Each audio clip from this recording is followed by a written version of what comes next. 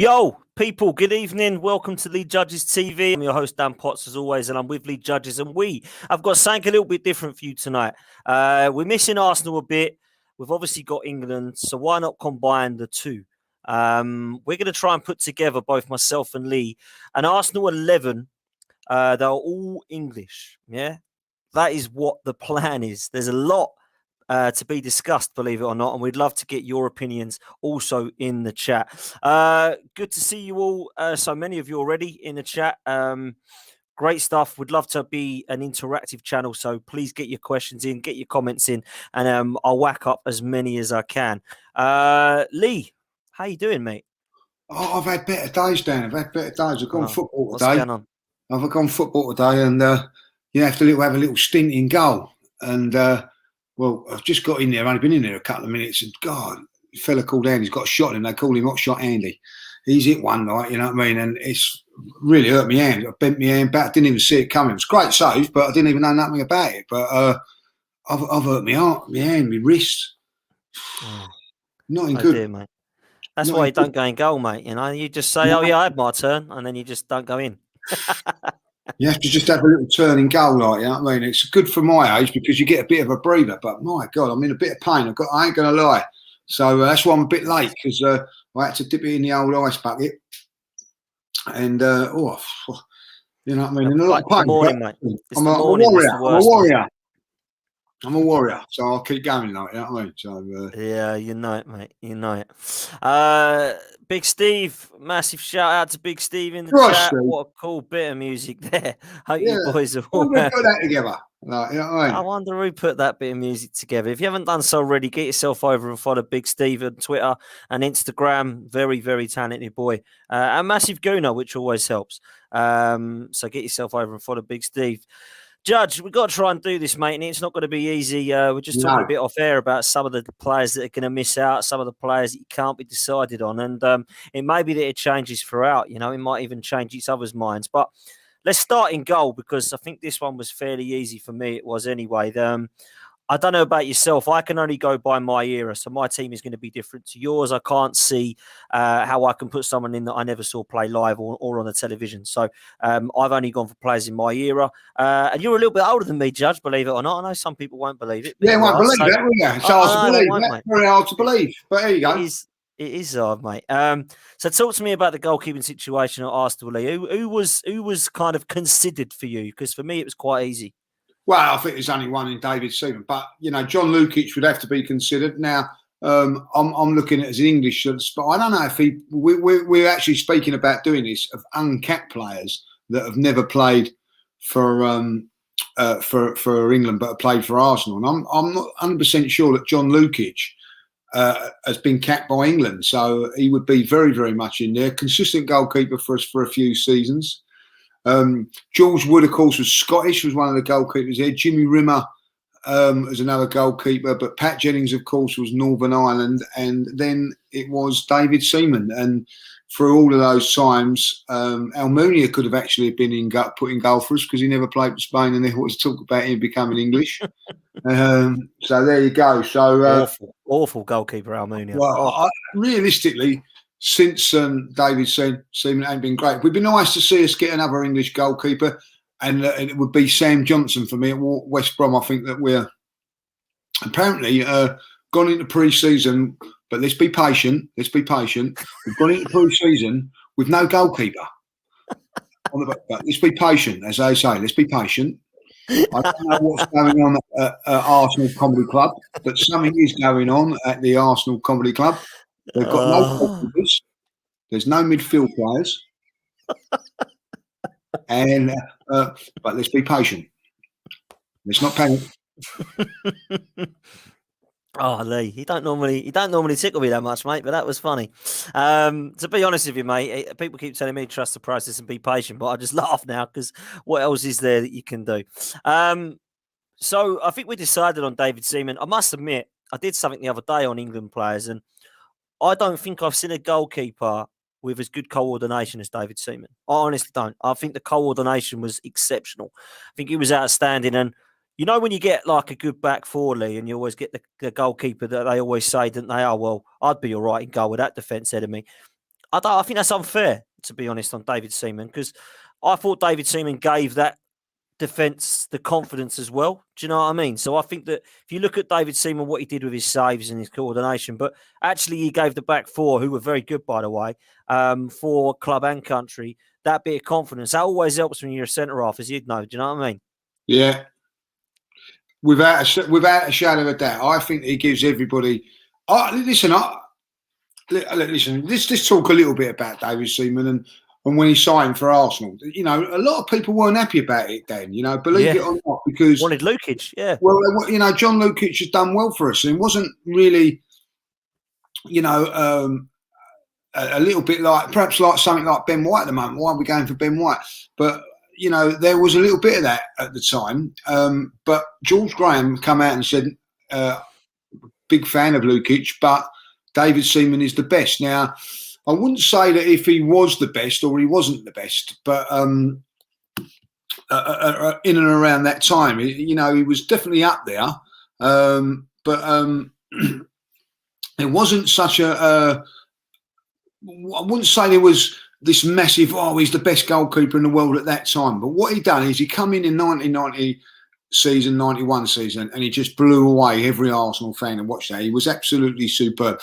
And it wasn't just his goal saving, it was just his presence, you know, and he made that back four that little bit more stronger, in my opinion. And, you know, a magnificent signing. And I'll tell you what, never flustered, was he? Like, you know what I mean? And I think that you see goalkeepers now flustering and flapping and whatever, like, but he was assured as a goalkeeper, and that then transformed to the back four. And realistically was definitely up there as one of the best goalkeepers. I think probably in Premiership history, number 2 in the Premier League behind Schmeichel, and that's a big compliment if you're there. Like, you know, Schmeichel first, Seaman second, and not a lot of difference between the two of them. Like, you know. Yeah, I agree with that. And, you know, I was growing up in an era where goalkeepers were kind of all great, but there was probably 4 that really took to it until Petr Cech come along, and that was Oliver Kahn, Van der Sar, and Schmeichel and Seaman. And I don't think anyone got close to those 4 really for a long period of time until Petr Cech turned up, and then he got the clean sheets in the Premier League history. And a lot of people say that he's one of the greatest goalkeepers because of that record, and a great goalkeeper, of course. But yeah, for me, David Seaman, that's quite an easy one. At right back, we disagree. And the only reason we disagree is because I didn't really see enough of the player you're going to pick. But I'll go first. I've gone for Lee Dixon. I thought Lee Dixon was a very underrated fullback and should have played a lot more for England. If it wasn't for Gary Neville, then I think he probably would have, because it was that similar type of era, although he was a little bit older. I always wondered, Lee, how that back 4 or back 5 didn't just slot straight into that England side, if I'm honest with you, because I think it should have. Obviously, you know, the likes of Sol Campbell, Gareth Southgate, the Neville brothers all got in ahead of them. But I think personally, when you're playing together as a partnership of a 5, you whack those 5 in, that's the easy bit. The rest of it, you decide what you want to do in midfield and strike partnership. But Lee Dixon never really got enough credit for me as a fullback. What did you think of him, and why have you not chosen him? Yeah, well, listen, I think this is the thing about England and Arsenal. I think at the end of the day, I don't know why, that a lot of Arsenal players have been overlooked with England over the time. Now, let's be honest. In 1989 and 1991, Arsenal won the title twice and were runners-up in the 3 years. In the World Cup in 1990, not one Arsenal player went to the tournament. Not one. And that was of Dixon, Bold, Adams, Winterburn. Seaman was not at Arsenal then. He was in the 1991, was injured, but it would have been Lukic. But even so, Lukic was English. That whole back 5 never got a look in.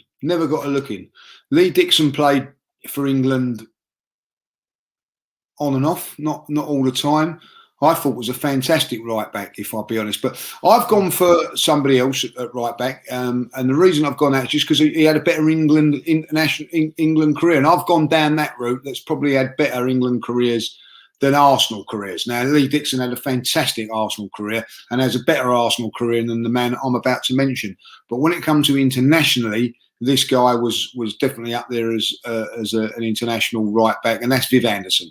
So I've gone for Viv Anderson in my team because I think that he was more consistent as an England right back. Now, he didn't play as many times for England when he was at Arsenal, so you can have that argument as well. But I'm looking at players that have gone on and had good careers with England, and you know, we can talk about a lot of players, which we'll get onto the central defenders, midfield players in a minute, and unbelievable when you look at some of the players that have got international caps and some of these players haven't. It is incredible. Yeah.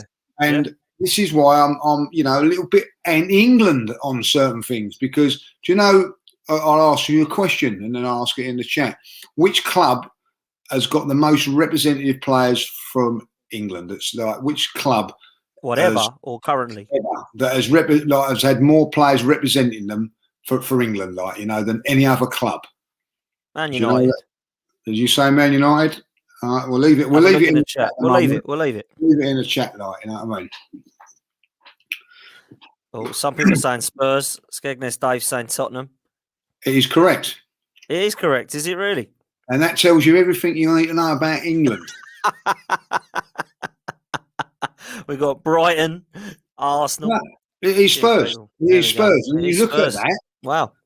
And that just shows you, you know what I mean, like that players that have represented the country, representing the club, is Spurs have the most. Wow. Unbelievable. And, you know, you think about it, Harry Winks. Eric Dyer, Dele Alli. That have played in... Eric Dyer has got more international caps than Steve Bold.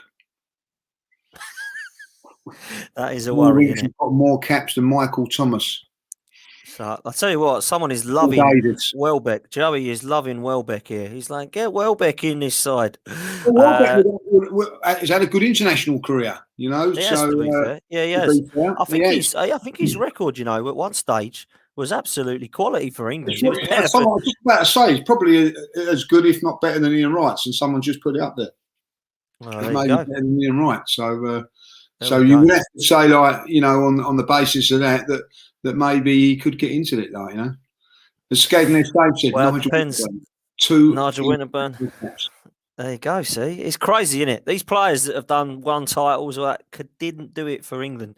So if that's what your kind of criteria is, that they have had to have a good international career, this is obviously only an English Arsenal 11. Who was the best, in my opinion? Who was the best 11 players that were English that played for Arsenal? But if you're looking like you are, Lee, at their international career, then yeah, you'd have to change some names. 100%. You've gone for Viv Anderson. I've gone for Lee Dixon. We'll let the chat decide what they think is the best out of those two. But left back for us both, I think, was pretty obvious. I mean, we did mention Nigel Winterburn, Kenny Sansom, of course, but I've gone for Ashley Cole. I hate how he left Arsenal, but I don't think there was a better left back between the years of 2001 and 2008, if I'm honest with you, in the world.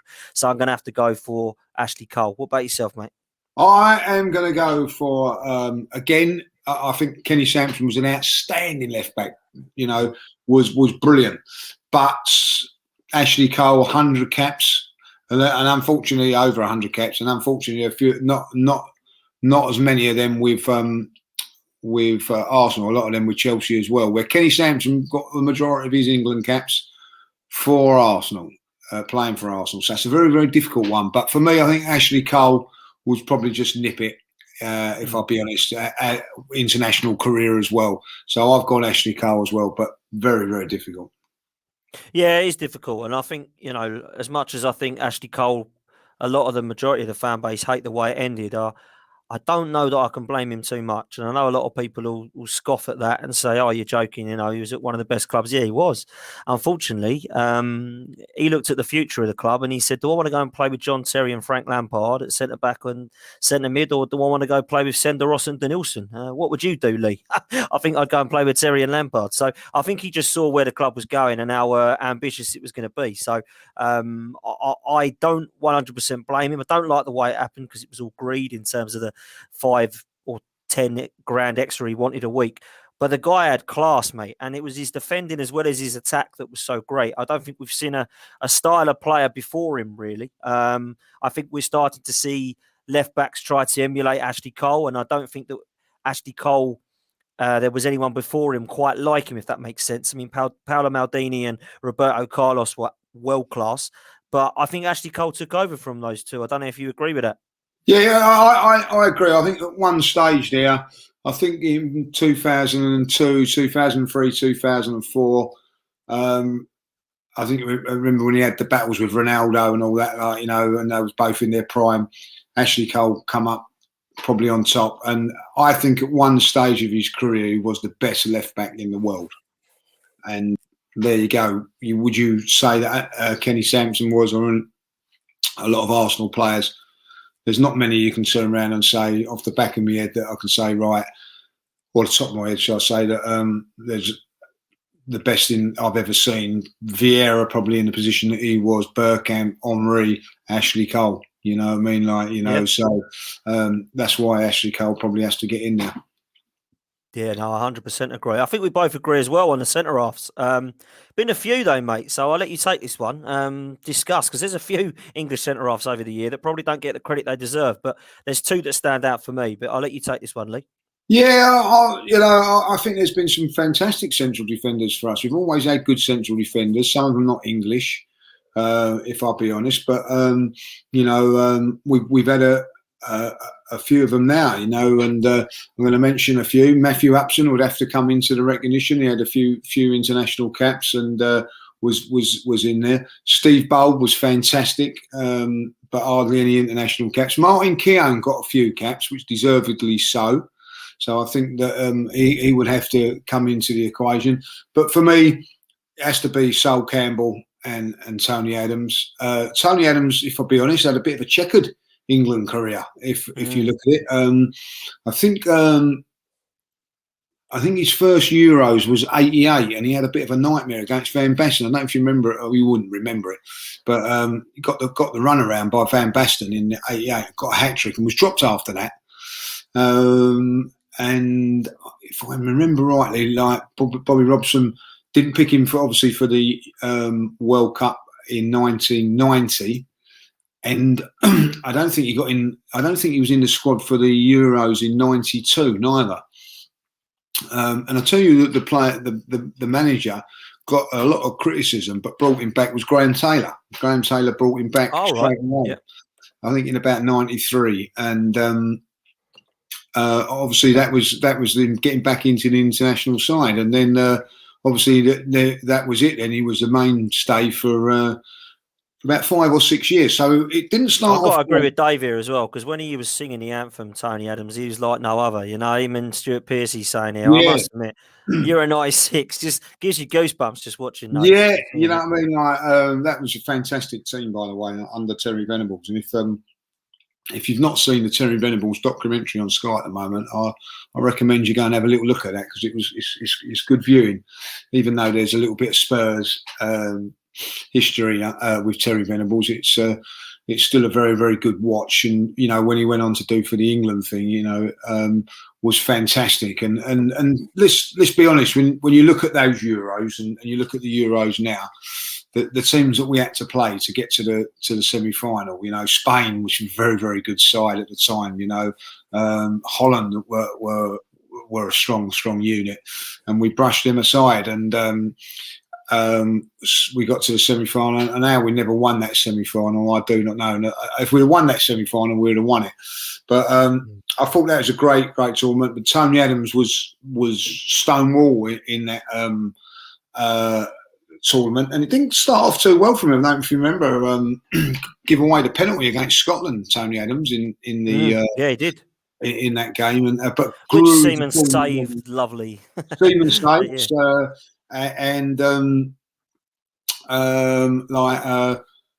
Tony Adams went from then. I thought after that game against Scotland, got stronger and better and better, and So I think will go down as one of the top central defenders as well, alongside him.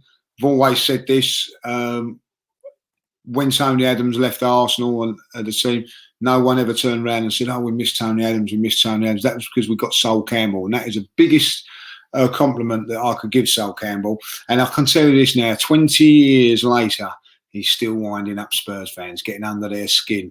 Love it, Sol. Love it. Yeah, you've got to love that, to be honest with you. I did see the video the other night and I just shake your head thinking, really? Unbelievable how they're still so wound up about it. But I've got to agree with you, mate. I can't disagree. I think Martin Keown was very underrated as an Arsenal defender as well as an England defender. But Sol Campbell and Tony Adams, for me, walk in. I mean, it's not even close. Tony Adams, Mr. Arsenal, superb for club and country, leadership-wise. And I think Sol Campbell was an absolute rock at the back. So you're not going to get any disagreements there. Mate, we are going to get some disagreements now because we're coming into the midfield. But I think we're going to do the wingers first because we'll go for the wide men and then we'll come in the centre because centre was a bit of a tough choice. I think we're both agreeing on the right-hand side. I don't think we can pick anybody but Rocky, can we, mate?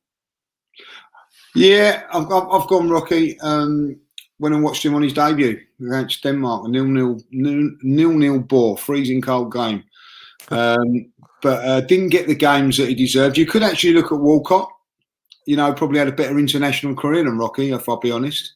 If we're going to go down. A lot of people were saying in the chat, Walcott. Yeah, you know, again, 100 goals for Arsenal, which is incredible. Like, you know, would you put him down as a better player than Rocky? Not in my opinion, but probably had a better England career than Rocky, if I'll be honest. So again, a very, very difficult one. From that side there, I think injuries really done both players. I think Rocky was, you know, I don't think from 86 to 90 to about 90 for 4 or 5 years there was no one better than Rocastle. And I'm not going to jump up and have a look at his Wikipedia and see how many international caps that he had, but I bet it's not that many. And I look back and it again, Harry was overlooked with England at that sort of stage is beyond me. You know what I mean? Like, you know, as someone else said in here, Ray Parlour, only 10 caps. Yeah, Dave said that. Yeah, unbelievable. Well, I'll tell you something about Ray Parlour. Really harsh. Really harsh. About England, right? 1998, we won the double. Ray Parlour, with all those players, Vieiras, the Bergkamps and Elkers, was player of the year for us in that double winning side, right? Got left out of the World Cup squad in 98 for a certain Darren Anderton, who played about 3.5 games for Spurs that season. Shocking. Spurs, mate. Another Spurs one. Another one that is. Another Spurs led. But yeah, Ray Parlour's another one. Can I tell you a little story about that? Go on. Yeah, go on. I was with a girl at the time, and when he got left out of that, so I said, if I ever see that Glenn Hoddle, I'll tell him. You know what I mean? Like, it's an absolute disgrace putting Anden in front of Parlour, and I was fuming about it at the time. Like, you know what I mean? At the time, anyway, we went shopping. I can't remember if it was Lakeside or whatever, like. And love and Bill walked past this bookstore, Glenn Hoddle, signing books and all that. Like, and the girlfriend at the time said, "Come on in, get in here and tell Glenn Hoddle what do you think of him." Like, you know what I mean? And I bottled it, like, do you know what I mean? Like, but like, I made myself look stupid, really, because I've been giving it large. But when it mattered, I didn't go in there and confront him. But I would have loved to do. Apparently, do something like with his haircut or something. What's an absolute joke. But anyway, there you go. That was another one of those situations where the best player on the right-hand side won the double for his team that year, got player of the year over World Cup winners, but was left out for Darren Anden. There we go. Glenn Hoddle, thank you very much for that. I put Ray Parlour in my side because I've gone for a 4-3-3, whereas you've gone for a 4-2-3-1 scenario. I've gone for 4-3-3. So my three midfielders are Ray Parlour, Paul Merson, and Rocky. So let's talk a little bit about Merce, because I know that he's made your team as well. You've put him in as the number 10. Could he have done more at Arsenal, or could he have stayed at Arsenal longer, do you think? Because I really loved Paul Merson. One of the best players who's ever played for Arsenal, in my opinion. Could do things that mattered. Fantastic player to watch. Unfortunately, demons didn't help his situation. But when he first came into the side, he was brilliant, absolutely brilliant, and done things that you know a lot of players couldn't, a lot of English people couldn't do. Again, another one that was overlooked at times, could play, but I felt with Paul Merson, he could just play anywhere. He would have been a international man's dream, if you like, because he could play wide on the right. Wide on the left, he could play in the middle as a 10 or even a striker, like, you know what I mean, like, and you know, just quickly, just stopping there. Our English girls had to retire from Wimbledon just coming through. Oh, actually, so no. pull out, like, you know, yeah. So he could play in all different positions, and I thought he was a fantastic player, and had a fantastic season under Arsene Wenger's last season. Played really, really well, and then, you know, I have spoken to Paul about this. You know, didn't really want to leave Arsenal, but for financial reasons had to. You know, Arsenal did offer him a contract, but because, you know, I think that he was in a bit of financial difficulty and all that, so he had to take the move. And I think that he finished his career with 99 goals at Arsenal, but highly skilled player, very, very underrated.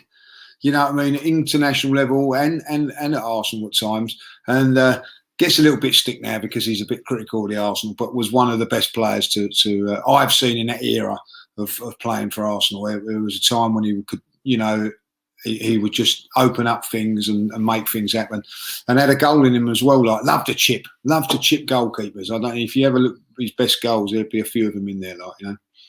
Yeah, I was a massive fan of him as well growing up, and when Wenger came, he was the first player that he sold, apparently, Paul Merson. But he had one of the best right foots I've seen since David Beckham. No joke. I thought he was absolutely outstanding. And he could score some goals, I'd say, outside the box. And when he did leave, he had a successful career at Villa, was brilliant at Portsmouth, put them back up. Harry Redknapp said best signing he ever made was Paul Merson, because he carried them. So I would say, you know, that he deserves to be in that side. That's my midfield done, but yours is a bit different. I've gone for Parler, Rocky and Merce, and you've gone for two lads in the middle that were just a little bit before my time, in Paul Davis and Michael Thomas. So, well, I've changed that. I've changed that now. Go on in. Go on. I've changed that. I'll put Jack Wilshere in there in the end, instead of Paul Davis. Now, Paul Davis is another player, never got capped by England. There you go, look. Crazy. Harry Winks, you know what I mean? Like, you know.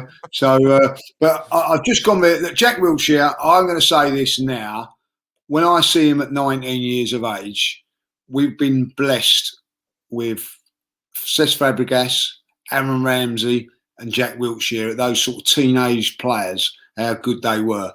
And Wilshere, I think, would have gone on and been the best England international, barring injuries. I really do believe that. I thought he was fantastic. Early years, got into the England team, and was fantastic. And I just think that he would have done it. You know, you could mention there aren't really that many great England midfield players that have done it there. I'll tell you another one that would have got a lot of international caps if it weren't for injuries was Stuart Robson. He was a fantastic player. Played in a lot of youth team games and got injuries. Brian Talbot had a few games for England, but unbelievably not as many players after that. We've had fantastic, you know, like the Liam Brady's and all that, but we've had, like, they've always been like different of culture. Again, Michael Thomas, Paul Davis, Kevin Richardson dominated the 1989 championship. Didn't get in the international setup under England. Crazy. Overlooked. Crazy. Paul Davis is telling me no international caps. No international caps. Unbelievable. I mean, I must admit, I did put Wilshere in my team, but I took him out. And the only reason I took him out, Lee, is because it just frustrated me. Because I remember seeing Jack Wilshere when he was 19 against Barcelona at the Emirates. And it is single-handedly one of the best performances I've ever seen individually from a midfielder at Arsenal in history. To do that against Xavi, Iniesta and Busquets with Messi in front of them and David Villa at the time, I thought to myself, we got something special here. We really have got something special. And I remember it was against the pre-season game against the New York Red Bulls. He first went down and I thought, oh, that looks bad. And he never played really the same that season. And he just kept getting injured and kept getting injured. And he's one of those players, a bit like Jack Grealish, who just turns in on players and always gets kicked and fouled. And he was just never really going to be himself because the potential and talent was there. But he was just a player that was always injured and just made a complete and utter glass. So I took him out because I don't think I can justify putting him ahead of Ray Parlour, Paul Merson or Rocky, just for those reasons. But I was a massive fan. I mean, I was really, really bigging him up, Jack Wilshere, and I thought he's going to be better than Fabregas, he's going to be better than Ramsey, and I think the injuries just let him down, mate. So I can see why you've put him in there, because it did cross my mind. Yeah, and I get that. I get that. I remember the game against Man United. I can't remember the fella that done him with an ankle injury. He was playing really, really well there. He just got his all foot, and it was a horrendous tackle. You know what I mean? And he just wasn't lucky with injuries. And I think he's only 29 now, if I'm not mistaken. Yeah, he is. He's not got a club or anything like. You know what I mean? And couldn't even get in Bournemouth's team last season. It's just an absolute tragedy. What's happening? It's sad. Yeah, it's sad. Very, very sad. But we had like three of the best teenage midfield players of all time there, and at that age, one English, one Welsh, and one Spanish, and all. Ramsey went on to do fantastic stuff, but had a horrendous injury. Fabregas gone on to do what he's done. Was fantastic. Fantastic player for us, as well as Chelsea and Barcelona. And Wilshere just didn't get to those heights because of injuries. It's just such a shame. Such a shame. Well, Dave, to be fair, put here saying that Xavi said if Wilshere had a career that had been injury-free, we'd already be talking about him as one of the top central midfielder players in Europe. And I think he had that style. Yeah. I mean, I will say this, before we move off from Wilshere, we go to our strikers. Do you think, Lee, if he would have been in a different league in Spain or Italy, that he might not have had as much injury problems? It's different style, wouldn't it? Do you know what I mean? Yeah, I mean, listen, it might be. The Premiership is it's just one of those things, you know what I mean? Like, I think that you could say that about a lot of players. It's just unfortunate. He never really got going, did he? And in the Premier League, he come into the team, just set it alight. Look at the goal he got against Norwich and things like that. I just think, listen, if we'd have said at 20 years of age, he's gone off to Barcelona, we'd have been going mad. We'd have been going mad at the time, So, no, it's just, I think it's just one of those footballing tragedies that you get every now and then, and unfortunately it's happened with him, really, and that's the way it is, really. So, yeah, it's a massive shame. A few players left, only 2 from yourself, 3 from myself. We've done a bit of a different formation. I'm going to ask you who your left-hand sided midfielder is, mate. My left-sided midfielder, I've gone for Graham Rix. Had a pretty good Arsenal career, and he also had a pretty good England career. The older people in the chat or watching this will remember the 1982 World Cup. He played a pivotal role in that team. Actually, England didn't lose a game, believe it or not, in the World Cup of 1982, and still went out. Only England could do that. And he was pretty effective in that, and he had a fantastic career for Arsenal as well. Left a little bit on the lurch. I went on a podcast with Graham Rix going back a few years ago, and 1980, he actually said Arsenal had a fantastic team, and they didn't invest. They didn't do everything to keep Liam Brady. Lost Liam Brady, lost Frank Stapleton, and he said if we'd have invested in a couple of players like that, we would have gone on to win the league and really push for the title. 1980 that was, and we're still doing it now. There we go. Don't learn our lessons. So there you go. We don't learn our lessons. We don't. Listen, I was too young to remember Rix, unfortunately, but I know how important he was to Arsenal. So I think it's a fair justification for that one. Up front, we both agree. My favourite ever player for Arsenal. Absolute legend. Didn't get enough caps for England. A bit like Andy Cole, really good for club, but not as good for country. I thought both of them. Ian Wright, absolute legend at Arsenal. Absolutely love him. What about yourself, mate? Why is Wrighty in this side? What, Mark's put in a great player here. Mark Jerome's put in a good player in this.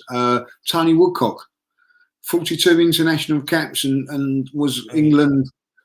Probably had a better England career than Ian Wright, if I'll be honest. But do you know what? Ian Wright doesn't make my best 11 Arsenal players ever. Like, you know what I mean? And he's such a good player for Arsenal. I've got to get him in one of these bloody teams somewhere along the line, you know what I mean? And this is the one, Ian, you're coming into this one, like, you know what I mean? So he was just...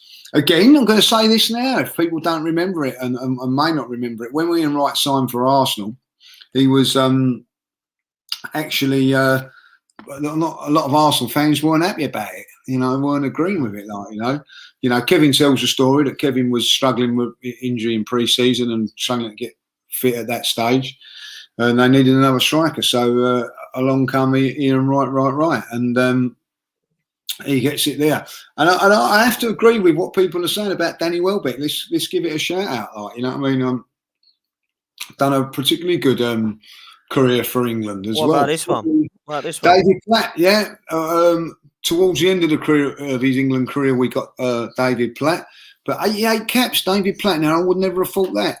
But captain for England was a great shout for midfield. Never quite done it for the Arsenal, though, if I'll be honest. Just coming towards the end of his career.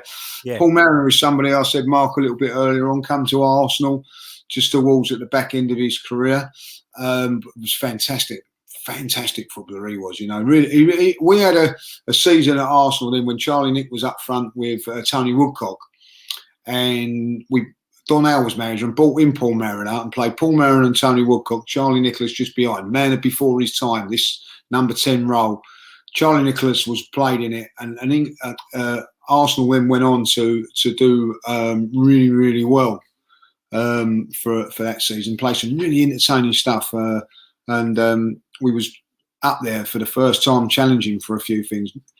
Didn't get anything, but it was a good time for us there. And Paul Mariner was part of that team, and there's some good shouts there. Like, as I said earlier on in the thing, people won't remember him too much, but and that would be Malcolm McDonald. Alan Smith has got to be mentioned as well. And another player that don't get a lot mentioned, and another one, I'm going to go back, you'll remember this player, Alan Sunderland. Yeah. Right? Scoring effort, was a real good player for Arsenal, late 70s and early 80s.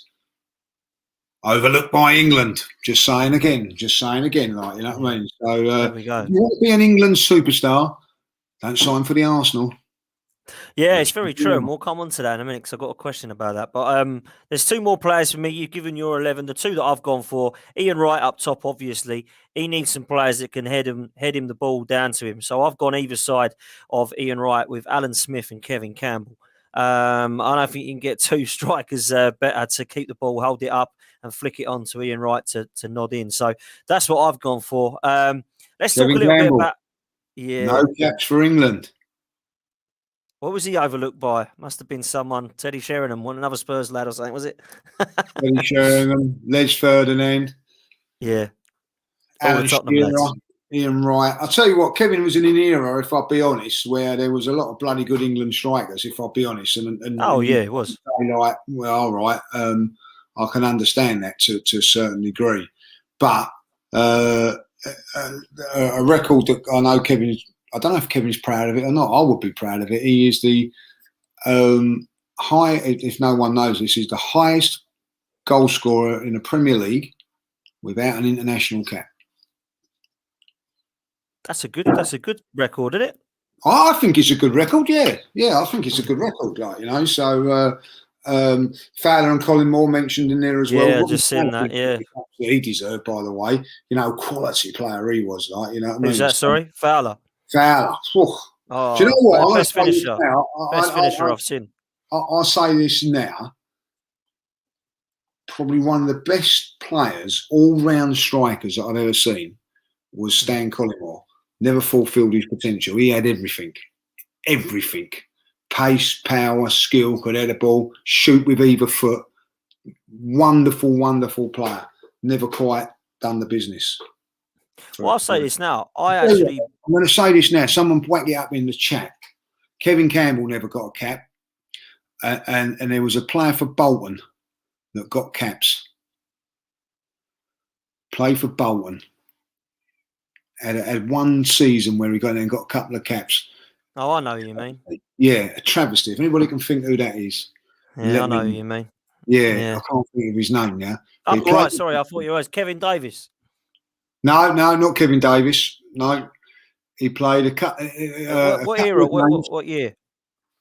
In and around that era of when Kevin was about. You know what I mean? Oh, not blooming that Bruce Rioch's one from Bolton, was it? John McGinley. No, he was Scottish. No. It wasn't Kevin Davis. He was a black fella.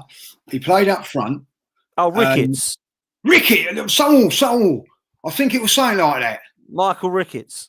Somewhere. Scagness, Dave, you are the man. You're the man. Yeah. You know what I mean? So, yeah, that was it. Yeah, Ricketts. Yeah. There you go. Bizarre, isn't it, eh? Bizarre. But there we go. But Kev Campbell deserves a mention. Obviously, he's a good friend of ours, but he was a top player. Alan Smith as well, you know what I mean? 94 Palmer, 89, one of the most amazing, you know?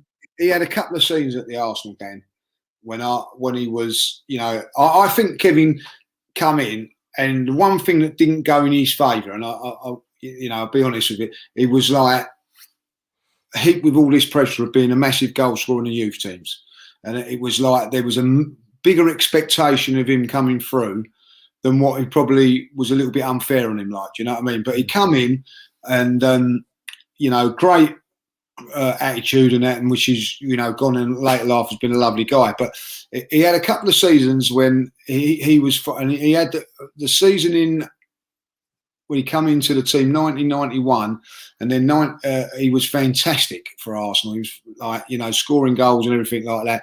And then George Graham went for Ian Wright, and it just changed for him a little bit after that. But he had a couple of seasons where he was as good as anything in the Premier League. You know what I mean? You wouldn't want to play up against him, you know. And obviously went on after Arsenal with a fantastic career, you know, and probably like, and I'll be honest now, the way Arsenal fans see Ian Wright, the Everton fans see Kevin Campbell in the absolutely. Same sort of ilk, like, you know. Whenever he goes round there, you know. I remember a couple of years ago we had to meet him coming out, and to get to, we was round where the players bit is there. You had to walk all the way round to get to where we were. Well, it's about a 5-minute walk, you know, to get round to the ground, isn't it? Like, you know what I mean? So we were still there for 40 minutes later, like, you know what I mean? Yeah, I bet. Absolutely swamped. Swamped, yeah. You know, so done it for the Evertonians, like, you know. Yeah, absolutely. People ask Kevin's coming on the show. Yeah, he's definitely going to be part of the show. We've got some big plans for Kevin, like, you know what I mean. And we're hoping to have his son on as well at some stage. You know what I mean. So you know, playing for Stoke City at this moment in time. So he's promised us that he's going to come on as well. So yeah, we're going to have a good chat with Tyrese as well. But yeah, Kevin's definitely coming on the show. He keeps ringing us up and saying, "When am I coming on?" And we're saying, "Relax, Kev. You know what I mean? You know, give it time, son. Give it time. You know, we've got to build you up, mate. What builds you up?" Yeah, we'll get Ty on one time, like, 100% we can get Ty on, like, you know what I mean? So the only trouble is he's got a Nokia 22 whatever it is at the moment, like, you know. Nokia 3310, yeah. So we'll have to try and get him updated on that. But we'll get Ty on at some stage. Like, we've got plans for a few of those, few different things. A few guests. And Ty will be one of them. Absolutely. Right, let's whack these teams up that we've gone for so that everyone who's just joined us late can see it.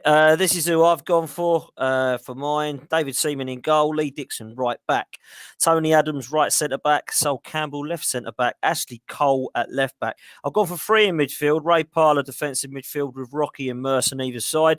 I've gone very attacking, to be fair. Alan Smith and Kevin Campbell either side of Ian Wright. If you can't, listen, Adams and Campbell ain't gonna need too much cover, are they? Look at them, absolutely class. So we've got to go with that. Lee, we'll bring yours up as well because obviously yours is a bit different. Gone for a different formation, and mate, I keep saying it. You go back a bit further than me, so I know a lot of people can't believe it, but you do go back further than me. You wouldn't think that, like, no. You wouldn't think that, would you? But this is your team, mate. We'll bring it up. A little bit different in some places, not in all places, but in some places. You've obviously gone for Dave Seaman as the same goalkeeper, but you've gone for Viv Anderson at right back, and you explained your reasons why. Ashley Cole at left back, the same pair, Tony Adams and Sol Campbell. I haven't changed it because you actually changed it. Went for Michael Thomas and Jack Wilshere instead of Paul Davis. Paul Merson as the number 10. Graham Ricks on the left. Rocky Roadcastle on the right, and Ian Wright up top. Lee, out of the current crop of Arsenal players, before we finish, how many of these English youngsters do you see getting many, and I mean many, international caps? We've got Willock, Nelson, Balogun, Maitland-Niles, Saka, Nketiah, Smith Rowe.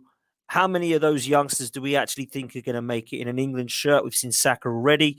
How many more do you think will be successful internationally for England? Probably Smith Rowe might get one or two. The rest of them, probably none. Maitland-Niles has got a couple on it, like, you know what I mean? Yeah, I'm with that. Only Saka, really, like, you know. Ben White might get a few if we sign him. Again, not many. Yeah, I think someone said in the chat, Bellingham can play for America. Good shout, get over there and play for America, because you won't get many caps playing for England when you're at Arsenal. I do think there is something against that, like, you know. I just want to come back to a quick sort of comment on that. Yeah, sure, go on, mate. Scagness Dave, right? We're going to get him on the show because he's just said to me, if you get me on the show, right, he can do the watch-alongs with that. Now, this is Spanish Dave, right? Yeah, on the watch-alongs, yeah. And when he goes on the watch-alongs, he has all the girls on there, just him and all the girls. Now, I don't know how he does it, but he does. Big up, Dave. Shout out to Dave. Scagness Dave, I actually call him now, because, like, you know, I think a lot of people are getting jealous of him. Like, not me. I'm going to say this, like, but he has said, like, if you get him on the channel, he promises me, like, he'll get me on with all the girls. You know what I mean? Like, and listen, I've seen Scagness Dave. When I first see him, I thought, what a miserable old sod he is. You know what I mean? Never happy. Now when I see him, he's skipping into work, dancing, like, you know, unbelievable, like, you know, always smiling, you know. I don't know, you know, Scagness Dave, there he is, like, you know what I mean? He's unbelievable, really nice guy, and I'm not jealous of him, like, you know. Not much, mate, not much. Doesn't sound like it. Doesn't sound like you are much. Big up to Dave. Nice to virtually meet you, mate. I'm sure we'll catch up very soon, get you on a channel and have a chat. Lee, I've enjoyed this, mate. It's been a nice chat, innit? So talk about some old times and some old players. It's been good, mate. Yeah, really good, like, you know, that was enjoyable, and it's a great debate. We are going to have a debate on here about England players, English players that have not played for England, and I can tell you that now, it'd be a travesty, like, you know what I mean? So absolutely, happens, you know. I can't believe some of them we've gone through and they've not played for England. Yeah, and it's not just the fact they ain't got played for England, Lee, it's who played ahead of them. I mean, we've just named a few crazy players that got the nod ahead of them, and yeah, maybe there is something against that, you know. Big up to all the chat, by the way. Over 60 of you watching live at one stage. Thanks very much for that. Please like and subscribe, like the video, subscribe to the channel. We're going to be doing quite a lot when the season does start. We're going to be getting a lot more familiar faces on, a lot more guests that you would 100% recognise from other channels.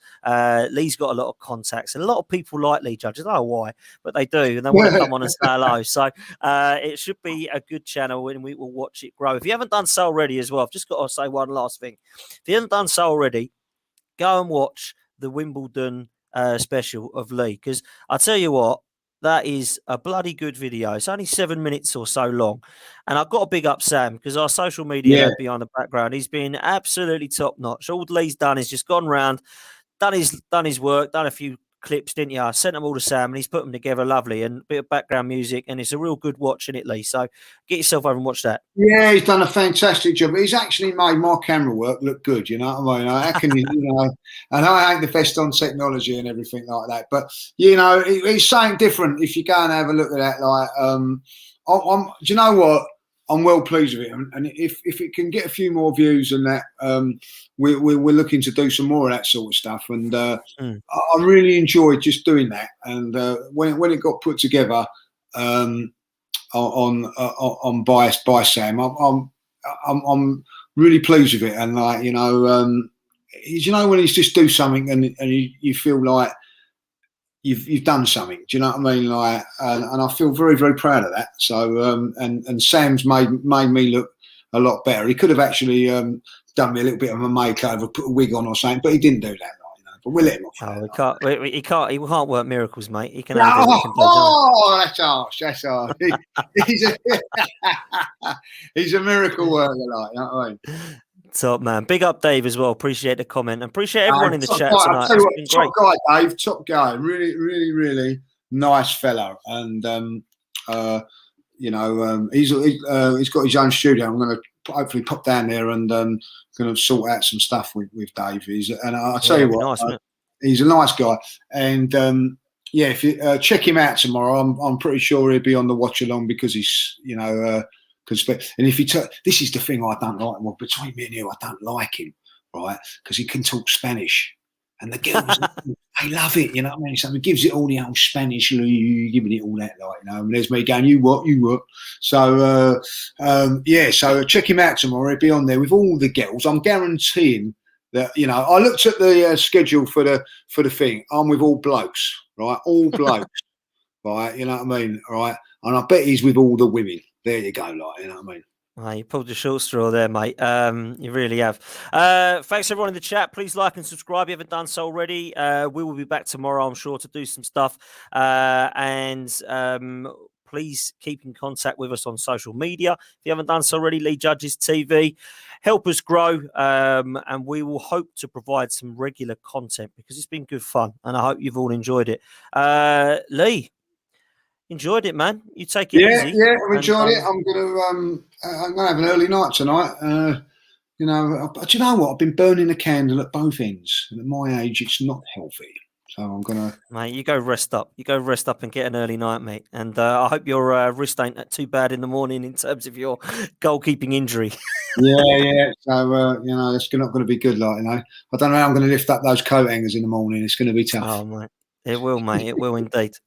Guys, we will see you next time. Take care.